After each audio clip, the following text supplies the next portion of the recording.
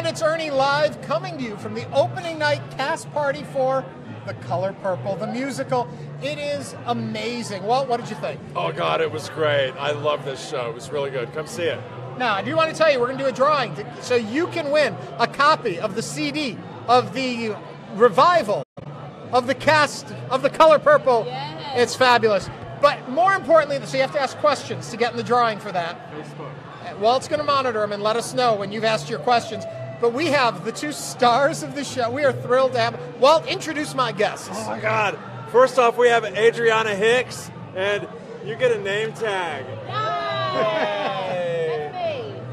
There she goes. And That's me. Carla Stewart also gets a name tag. So, Carla, do we have to put the R or not the R? You're Carla R. Stewart. And let me tell you, I'll try to make it quick. My grandma, I'm named after my grandma. That's Ruth. And one time I had it in there, and then one time they took my R out, and she came to see that show where they took it out, and she said, I don't know, maybe you're ashamed of your name. Maybe you don't like it, I don't know. Maybe you're ashamed to be named after your grandma. It's an old name. And Well, so then- ever since, I always put her name in. Does she know your Instagram handle? It's all about her. It's all about her, Ms. Ruth. Ms. Ruth, M-Z-Z-Z Ruth. Yes, the Z's are because I like to sleep. Get it? So do I. Oh, see, you should be Mr. Mr. Ernie. I love it. Anyway, if you're wondering who they are, these are two of the stars of the show Color Purple, Celie and Shug. Say hello. Hello. Adrianna plays Celie, Yes. and Carla plays Shug. Okay. For people who don't know, one of you gets the daunting task of explaining the show, or at least a very Yes, simple please, plot. I'll explain it.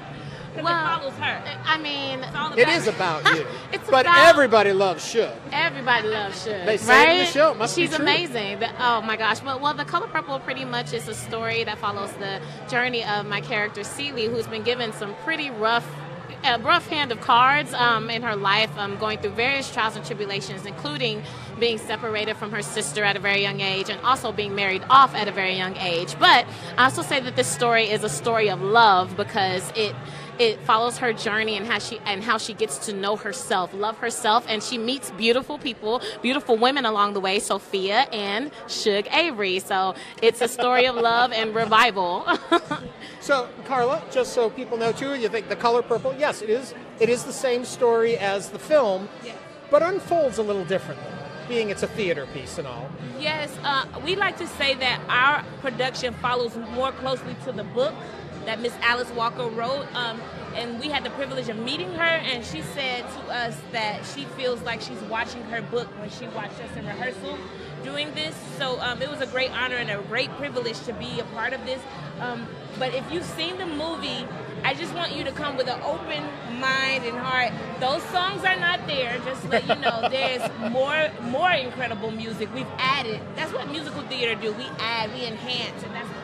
And I also want you to know, if you have seen the original Broadway production, because this is the revival, this is a lot different, and I have to say, a million times better. It is just, it's a revelation, this show. Thank you. Thank you. It's been a joy and an honor to be a part of this. We've had fans who have been along since the movie, and then now, since the Broadway production, the original, and now us, they've asked us, because Adrianna and myself, we've been a part of the Broadway company, the revival, and so we've had countless people ask us, is the book different? Is the songs different? And it's the same book and it's the same script, but what John Doyle did, he just strips it away, and he has this way of directing where it causes you to lean forward. Yes. I was saying at intermission to the folks I was chatting with, the visuals are breathtaking. They're the birth. And I'm not going to give too much, but so clever and so simple. And when we come from a time where there's so much spectacle on Broadway, and I'm going to date myself, but helicopters, falling chandeliers, all that, to do something as simple as a clock being pulled out to be so meaningful, that's brilliant theater and beautifully done. Walt is telling me we've got a question.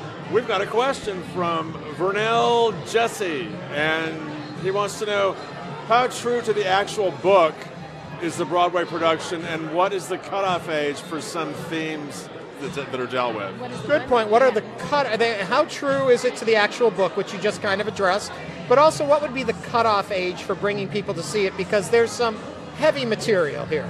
Right. Well, usually they tell us to, it's not for children, not suitable for children. I want to say under the age of 12, 13, around that time. So it's teenagers are able to come out and experience it and they understand the majority of what's going on in the show. So, I want to say, how do you feel about that? I think parents know their children, and they can, choose whether or not they want to have a conversation, because the conversation will need to be had. Yes, after this. yes. Absolutely. Curious, your journey with this show began about what year? How long ago would you say? 2015. Yes. 2015. So, okay, then that's going to make this question relevant then. Could you have imagined the themes, the questions, the issues that you're dealing with in this show would be so relevant today? It's incredible, actually, because honestly, as we were going through the Broadway show, the revival in 2015 through 2016, beginning of 2017, the show was still very much alive, and people were really, really touched by the issues that were going on in the country at the time, because we had police brutality, and we also had a woman running for president at that time, and to be able to say that we're in a show that is still touching on those things, and even now, especially now, it's just crazy how timeless this show truly is, and it's truly a classic. I want to remind everyone, though, so far we have one person who's in the drawing for this. Oh, Walt's got another. It's a comment from Cindy Jones, who says, Ernie, it's great that you're doing a live interview with the lovely stars of The Color Purple. And then she put a little purple heart on there. Well, you make sure you come out now. I have to tell you, come on. They are not just lovely. You two are probably, safe to say, the most talented folks, the most talented cast I have seen on the hobby stage in the history of this stage in this building. Thank you. I mean, there are moments where you forget you're watching a show and you're in one of your concerts, and you think, my God, a Whitney Houston couldn't be better than what you are giving us on that stage. It is just fun, and I don't give praise like that easily, because I was just so touched by the emotion and the feeling and the technique and the performance and the depth and the reality of it all. It was just, you have to see this show. Thank you so much. Thank you so much. How does it, another question for you is, doing the work, I would think, okay, you're doing it every day, and you know your marks to get to and the words to sing. Is it ever lost on you, the message that's coming through? Do you have moments where you stop and realize, oh my God, this is what I'm still saying to an audience? Does it ever become lost? I don't think we can allow ourselves no way. to. There's no way it can be. Because it's so bare and so stripped away, and it's so important. I think it's so important for us to remember that there's a brand new person sitting out there. Absolutely. And I don't want to rob you ever of that experience, And so even if I'm tired, even if I've done it, I want to make it fresh. And we do everything that we can to remember that feeling when we first got it and how it affected us. And I want to give that to you. Yeah, absolutely. And to know that it's a gift that you're telling somebody else's story, and it makes it so much bigger than yourself. It makes it so much bigger than the things that you have to go through. It actually helps me, I have to say, because Celie goes through a journey that I'm like, how is this woman, how is she able to forgive in the end? How is she even able to stand up in her own skin after that? Because I would have been broken, because but you realize that this story, every single person in the audience is able to glean from it. It doesn't matter if you're the rich upper class man or you are the teenager in the audience, because Celie goes through a journey that every single person is able to relate to, with insecurity, and even the more traumatic things, because you never know someone's story in the audience, and that's what always keeps me in the moment. Just be honest. It's not about, it's not about perfection. It's not about these things that we try to use to manipulate the audience. It's like, no, this is theater. This is art. You've come to a live show.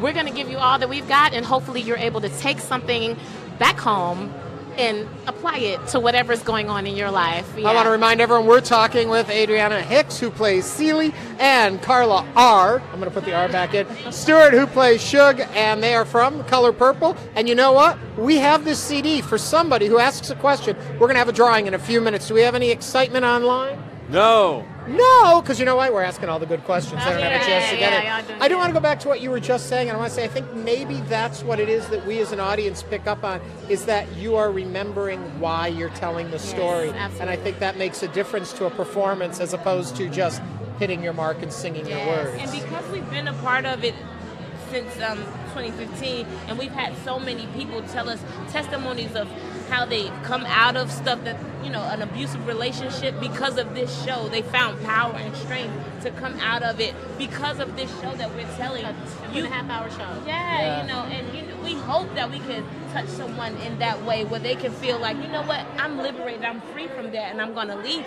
That's amazing. So it's our responsibility more than anything to be honest and tell the truth and go out there and make it fresh each and every night. Yeah.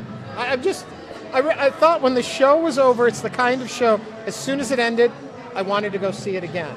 Because I felt like, okay, as it continued on, I got it more and more, and so now I want to go back and see what didn't I get when it started. Because awesome. I think it always takes a moment to hear and understand the language of each show. Absolutely. And there's so much there, such richness in it. Okay, so kind of a silly question. So you were in the show in the Broadway company in different characters.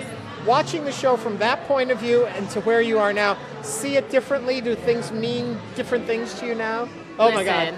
Okay. Because you took over Celie. Listen, so. okay, no, it's really remarkable. I'm just in awe when I look back, because I used to be a swing in the show. So I covered 7 of the 9 girls, one of them including Celie. So it's easier to say the only parts that I didn't cover were Shug and Sophia. I covered Celie, Nettie, Squeak, the 3 church ladies, and Olivia. So, and got to go on, blessed to go on for each and every one of those roles. Some more so than the other. But being able to see all the different perspectives of all of these well-rounded characters really helped me whenever I fully stepped my feet into the shoes of Celie. It just really informed me of the full arc of this story, and made me aware of like what's going on around me, so that I don't get caught up in just the character that I'm playing, you know, because like any good artist, they're able to take in what another performer is giving them, whatever your surroundings, you know. It's not just a tunnel vision type of deal that we do, you know. It's literally taking in every element on the stage. So I did notice how this is a more vocal audience than most Broadway shows. They love to cheer and to praise and to get involved. I want you to know that we love. Okay, so you were in Houston before.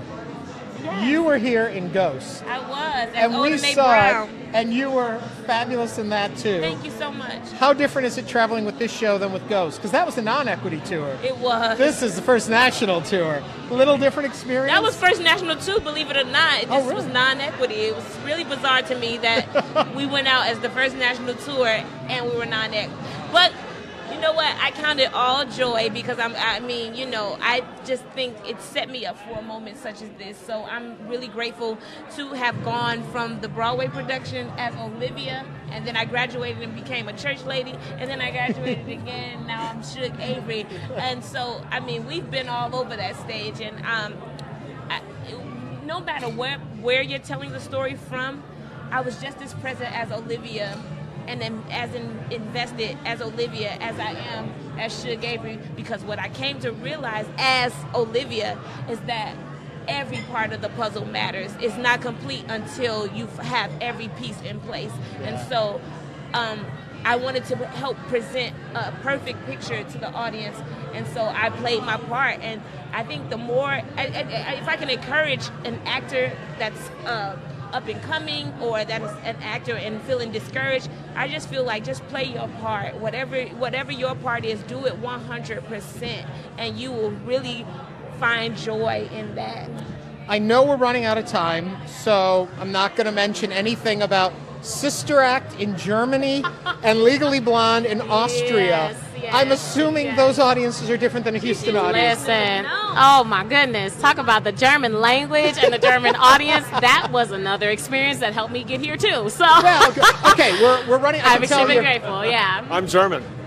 Wirklich? Ja. Oh, wie cool ist das denn? Kann ich durchsprechen. Oh, wirklich, okay. Okay, see, it comes out. Carla and I are just going to hang out and speak English for a little bit. I can see the publicists gathering, which means I've got to let you guys go. But there is one elephant in the room that I've got to ask about because it just happened on Sunday night. Somebody who is tightly related to the color purple is Oprah Winfrey.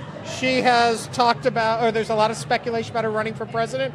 Would either of you ever like to run for president? Oh, but I would support Miss Oprah Winfrey, okay? I fell deeper in love with on Sunday. Yeah. Yes, God. Because I was going to say, if either of you ran, I would vote for you. Either one of you. You're very sweet. You're and very if you're kind. on the ticket Very together, kind. you've got my vote there. Okay, so Walt is shaking up all of both names that we have in our bowl today. One of you is going to get a Color Purple CD. Here we go. Who would like to draw? Yeah, All right, Carla's going in for it. You draw it and then Oh, and Adrianna's going to read it, and it is... Oh. Who is it? You have to hold up the mic. Daisy Wong. Yeah. You got it, baby. Congratulations, Daisy. Well, Daisy, you are the pro winner. We'll get this out to you. But if you talk to Nicole Pena, you'll know her CD still hasn't gone out because they're sitting on my desk. I am so bad at sending things out. I know. Anyway, thank you both very much. Color Purple is here at the Hobby Center. You can find out more by going to the Hobby Center websites, Broadway and Houston, whatever. There's a lot of ways you can find out. The important thing is it's here. You're both here. Amazing show. We will be back with Ernie Live. Our next one will be January 30th with School of Rock. Oh my gosh. But anyway, Go see this show. It's so good. it is. It's really. Thank you so much, It is. Walt. If you saw the last tour when it came through, that was the original company or original production. This is the revival. They reworked it. It is just spectacular. Thank really you so wonderful. much. We want to see you, Houston. Come on out. Bye bye. Thanks for watching.